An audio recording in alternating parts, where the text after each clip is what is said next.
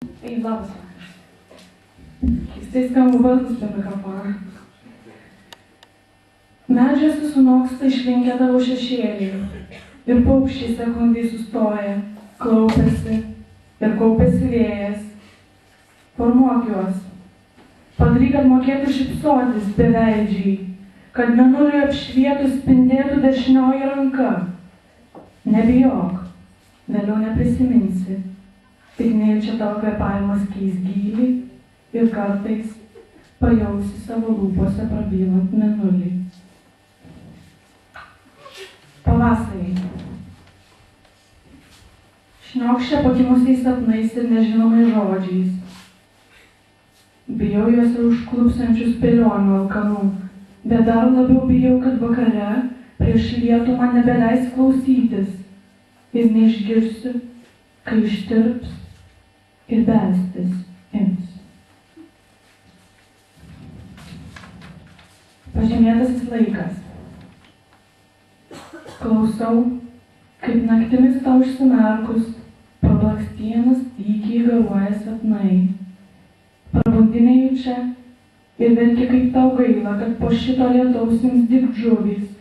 Jos godžiai žiopčias nenaudingą deguonį, o jame gal dar rastum bent lašą mažiausia nepažymėtojo laiko.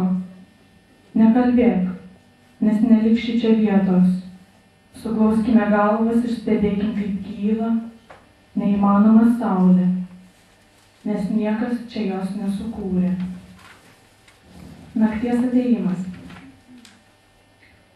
Kol meldai ne visai šalia, ant vėjų veriantis maldas, bandau užstoti naktį ir akiomis akis dangstau, kad nepripirktų ledo. Bet nejučia nutūpę debesis nervingai išpešioja žolę tau po kojom, o medžiuose užauga pelėda negraži.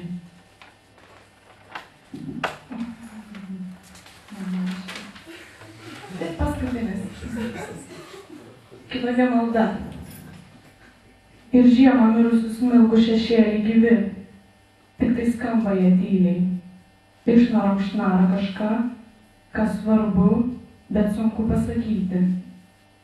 Suklusti, su nutirpusiais vingiais ant delno, tartum kitoje būtų, o prilinkus prie žemės, ima smarkiai kristi apykaklę Dievas.